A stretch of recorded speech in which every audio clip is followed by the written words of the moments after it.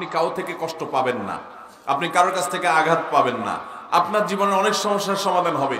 এই 4টি উপদেশ যদি আপনি গেঁথে ফেলতে পারেন আপনার মনে। তার প্রথমটি হলো, তুমি আল্লাহর আদেশ নিষেধকে, আল্লাহর ফরজ বিধানকে, আল্লাহর হারাম বিষয়গুলোকে মেনে চলবে, অর্থাৎ ফরজগুলোকে অবশ্যই করবে, হারামগুলো থেকে বেঁচে থাকবে।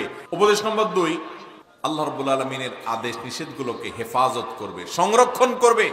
আল্লাহর কোনো ফরজ নির্দেশ, কোনো নির্দেশ পেলে সেটাকে মানার জন্য জান প্রাণ চেষ্টা করবে। নাম্বার 3, তোমার যদি কিছু চাইতে হয় তো তুমি আল্লাহর কাছে চাইবা। যদি তোমার কখনো সাহায্যের প্রয়োজন দেখা দেয়, যে কারো সাহায্য দরকার এখন, তো সাহায্য চাইবা কার কাছে? আল্লাহর কাছে।